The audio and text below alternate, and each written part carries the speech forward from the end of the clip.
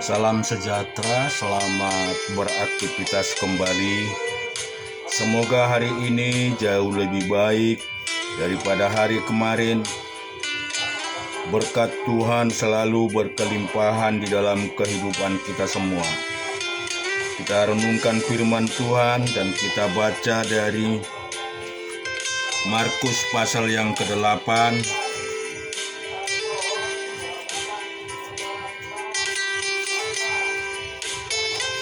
ayat 1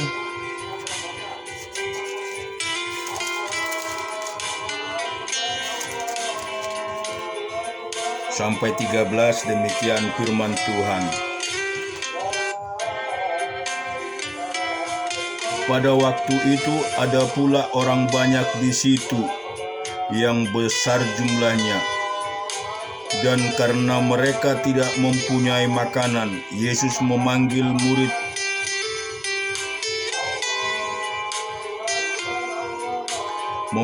murid-muridnya dan berkata, "Hatiku tergerak oleh belas kasihan kepada orang banyak ini. Sudah 3 hari mereka mengikut aku dan mereka tidak mempunyai makanan. Dan jika mereka kusuruh pulang ke rumahnya dengan lapar, mereka akan rebah di jalan, sebab ada yang datang dari jauh." Murid-muridnya menjawab, "Bagaimana di tempat yang sunyi ini orang dapat memberi mereka roti sampai kenyang?" Yesus bertanya kepada mereka, "Berapa roti ada padamu?" Jawab mereka, 7. Lalu menyuruh orang banyak itu duduk di tanah. Sesudah itu ia mengambil ke-7 roti itu, mengucap syukur, memecah-mecahkan dan memberikannya kepada murid-muridnya untuk dibagi-bagikan, dan mereka memberikannya kepada orang banyak. Mereka juga mempunyai beberapa ikan, dan sesudah mengucap berkat atas berkatnya, ia menyuruh supaya ikan itu juga dibagi-bagikan, dan mereka makan sampai kenyang. Kemudian orang mengumpulkan potongan-potongan roti yang sisa sebanyak 7 bakul. Mereka itu ada kira-kira 4.000 orang. Lalu Yesus menyuruh mereka pulang. Ia segera naik ke perahu dengan murid-muridnya dan bertolak ke daerah Dalmanuta. Lalu muncullah orang-orang Farisi dan bersoal jawab dengan Yesus untuk mencobai dia. Mereka meminta daripadanya suatu tanda dari surga. Maka mengeluhlah ia dalam hatinya dan berkata, "Angkatan ini meminta tanda. Aku berkata kepadamu, sesungguhnya kepada angkatan ini sekali-kali tidak akan diberikan tanda." Ia meninggalkan mereka, naik pula ke perahu dan bertolak ke seberang. Dan kita juga akan melihat dan membaca di Keluaran pasal yang ke-9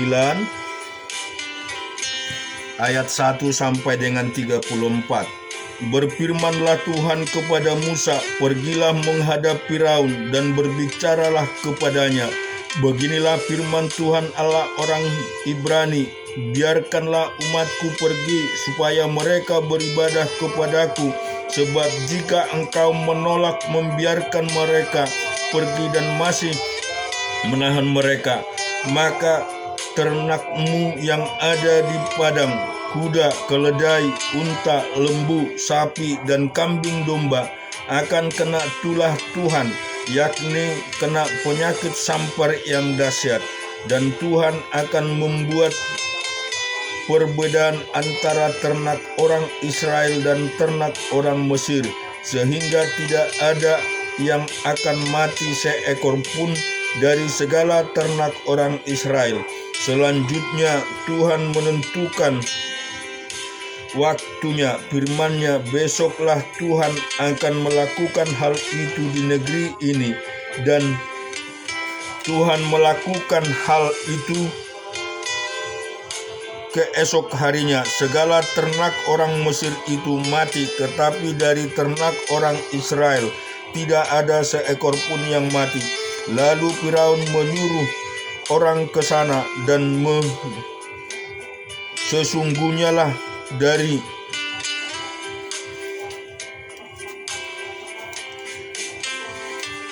ternak orang-orang Israel tidak ada seekor pun yang mati. Tetapi Firaun tetap berkeras hati dan tidak mau membiarkan bangsa itu pergi.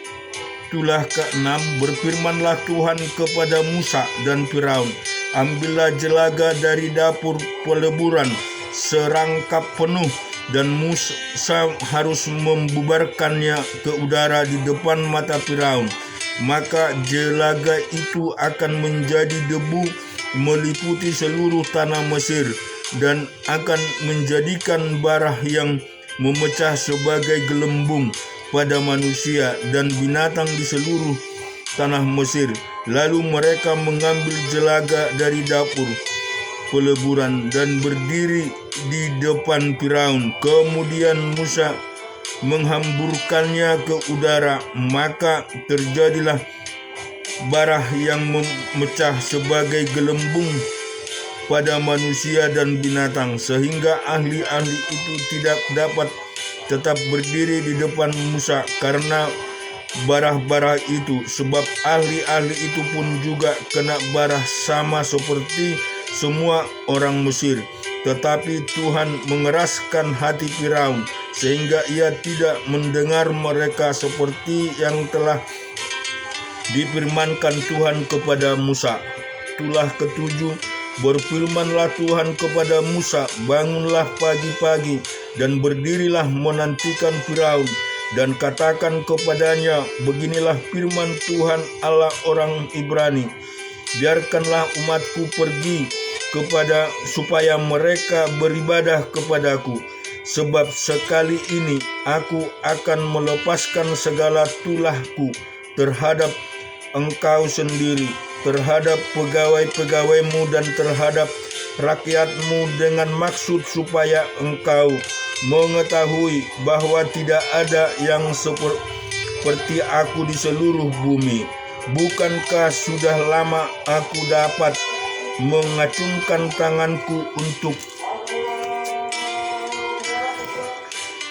pembunuh engkau dan rakyatmu dengan penyakit sampar, sehingga engkau terhapus dari atas bumi. Akan tetapi inilah sebabnya aku membiarkan engkau hidup, yakni supaya memperlihatkan kepadamu kekuatanku, dan supaya namaku dimasyhurkan di seluruh bumi. Engkau masih selalu menghalangi umatku, sehingga engkau tidak membiarkan mereka pergi. Sesungguhnya besok hari kira-kira waktu ini aku akan menurunkan hujan es yang sangat dahsyat seperti yang belum pernah terjadi di Mesir sejak Mesir dijadikan sampai sekarang ini.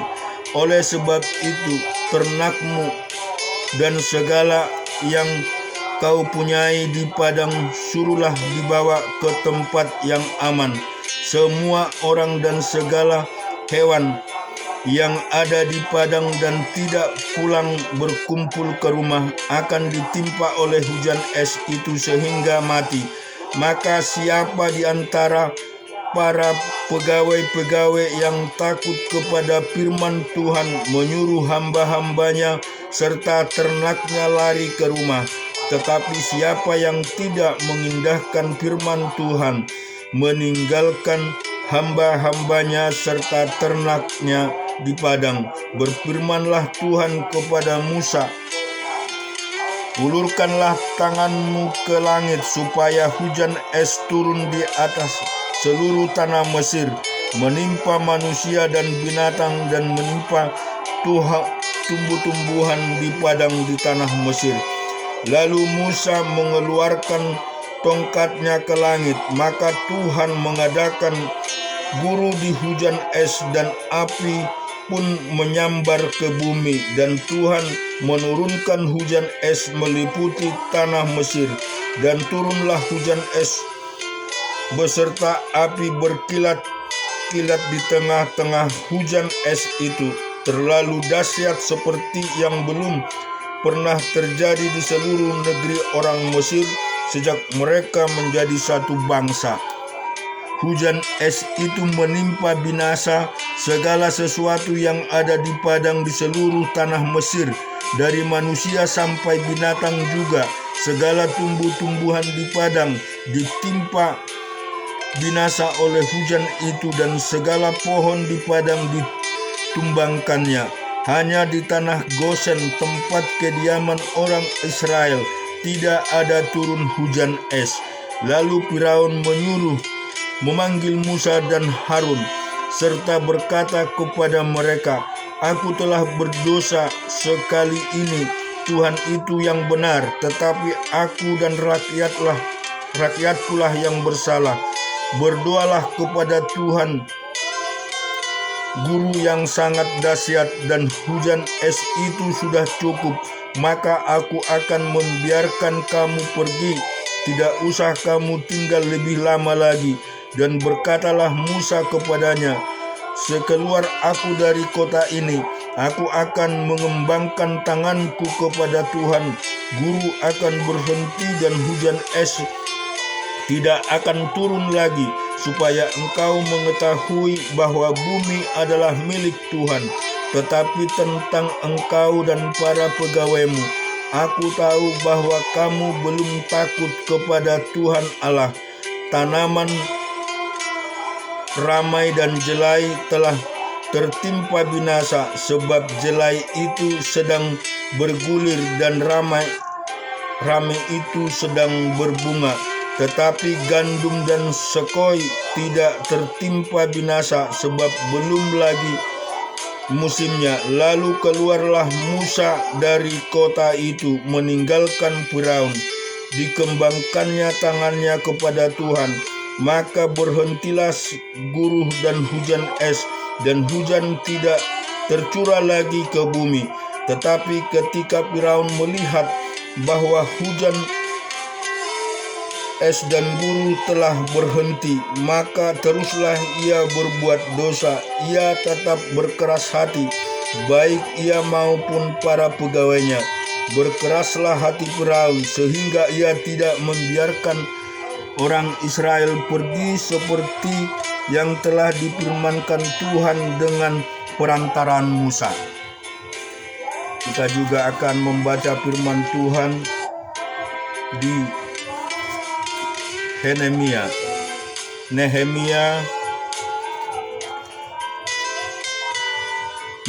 4 ayat 1 sampai 23.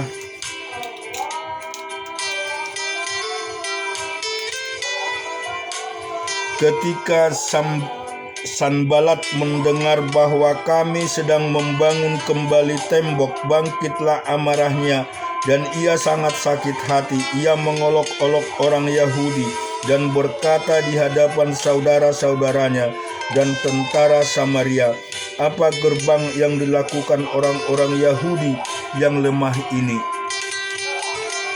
Apakah mereka memperkokoh sesuatu? Apakah mereka hendak membawa persembahan? Apakah mereka akan selesai dalam sehari? Apakah mereka akan menghidupkan kembali batu-batu dari timbunan puing yang sudah terbakar habis seperti ini?" Lalu berkatalah Tobia orang Amon itu yang ada di dekatnya, "Sekalipun mereka membangun kembali, kalau seekor anjing hutan meloncat dan menyentuhnya, robohlah tembok batu mereka. Ya Allah kami, dengarlah bagaimana kami dihina. Baiklah cercaan mereka menimpa kepada mereka sendiri, dan serahkanlah mereka menjadi jarah di tanah tempat tahanan. Jangan kau tutupi kesalahan mereka dan dosa mereka. Jangan kau hapus dari hadapanmu. karena mereka menyakiti hatimu dengan sikap mereka terhadap orang-orang yang sedang membangun. Tetapi kami terus membangun tembok sampai setengah tinggi dan sampai ujung-ujungnya bertemu, karena seluruh bangsa bekerja dengan segenap hati. Ketika Sanbalat dan Tobia serta orang Arab dan orang Amon dan orang Asdod mendengar bahwa pekerjaan perbaikan tembok Yerusalem maju dan bahwa lubang-lubang tembok mulai tertutup, maka sangat marahlah mereka. Mereka semua mengadakan persepakatan bersama untuk memerangi Yerusalem dan mengadakan kekacauan di sana. Tetapi kami berdoa kepada Allah kami dan mengadakan penjagaan terhadap mereka siang dan malam karena sikap mereka. Berkatalah orang Yehuda, kekuatan para pengangkat saudara merosot dan puing masih sangat banyak. Tak sanggup kami membangun kembali tembok ini. Tetapi lawan-lawan kami berpikir mereka tidak akan tahu dan tidak akan melihat apa-apa sampai kita ada di tempat mereka, membunuh mereka dan menghentikan pekerjaan mereka. Ketika orang-orang Yahudi yang tinggal dekat mereka sudah 10 kali datang memperingatkan kami, mereka akan menyerang kita dari segala tempat tinggal mereka. Maka aku tempatkan rakyat menurut kaum keluarganya dengan pedang dan tembok dan panah, dan bagian-bagian yang paling rendah dari tempat itu di belakang tembok di tempat-tempat yang terbuka. Ku amati semua lalu bangun berdiri dan berkata kepada para pemuka dan para penguasa dan kepada orang-orang yang lain, jangan kamu takut terhadap mereka. Ingatlah kepada Tuhan yang maha besar dan dahsyat, dan berperanglah untuk saudara-saudaramu, untuk anak-anak lelaki dan anak-anak perempuan, untuk istrimu dan rumahmu. Ketika didengar musuh kami bahwa rencana mereka sudah kami ketahui dan bahwa Allah telah menggagalkannya, maka dapatlah kami semua kembali ke tembok masing-masing ke pekerjaannya. Sejak hari itu sebagian daripada anak buahku melakukan pekerjaan dan sebagian yang lain memegang tembok perisai dan panah dan mengenakan baju zirah, sedang para pemimpin berdiri di belakang segenap kaum Yehuda yang membangun di tembok. Orang-orang yang memikul dan mengangkut melakukan pekerjaannya dengan satu tangan dan dengan tangan yang lain mereka memegang senjata. Setiap orang yang membangun bekerja dengan berikat pedang pada pinggangnya, dan di sampingku berdiri peniup sangkakala. Berkatalah aku kepada para pemuka dan para penguasa dan kepada orang-orang lain, pekerjaan ini besar dan luas. Kita terpencar pada tembok, yang satu jauh daripada yang lain. Dan kalau kamu mendengar bunyi sangkakala di suatu tempat, berkumpul ke sana mendapatkan kami. Allah kita akan berperang bagi kita. Demikianlah kami melakukan pekerjaan itu, sedang sebagian daripada orang-orang memegang tombak dari merekahnya fajar sampai terbitnya binatang-binatang. Pada waktu itu juga aku berikan perintah kepada rakyat, setiap orang dengan anak buahnya harus bermalam di Yerusalem sampai mereka mengadakan pekerjaan bagi kami. pada malam hari dan melakukan pekerjaannya pada siang hari. Demikianlah aku sendiri, saudara-saudaraku, anak buahku dan para penjaga yang mengikut aku.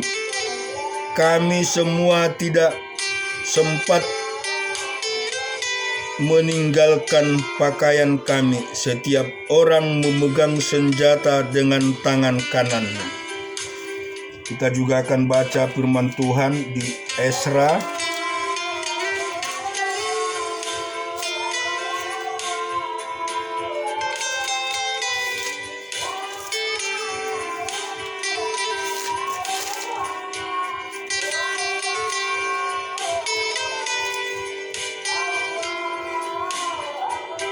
pasal yang ke-6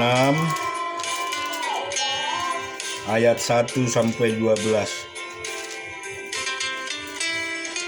Sesudah itu atas perintah Raja Darius diadakanlah penyelidikan di perbendaharaan di Babel, di tempat pasca-pasca disimpan. Kemudian di Ahmeta, benteng yang di provinsi Media, didapati sebuah gulungan yang isinya sebagai berikut piagam.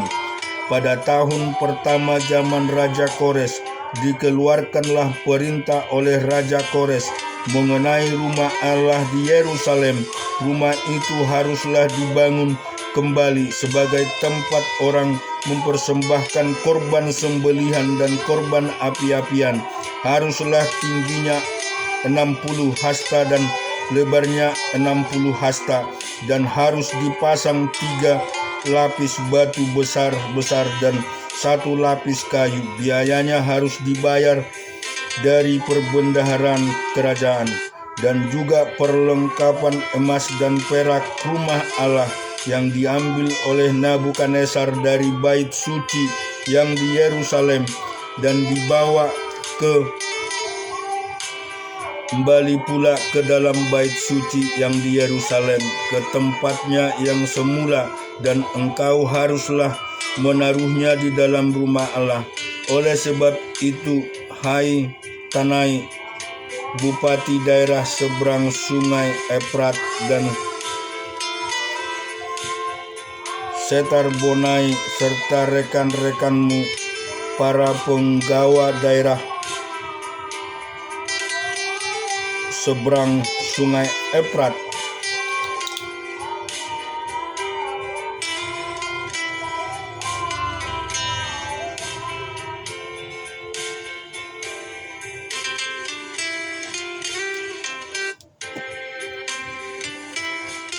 hendaklah kamu menjauhkan diri dari sana.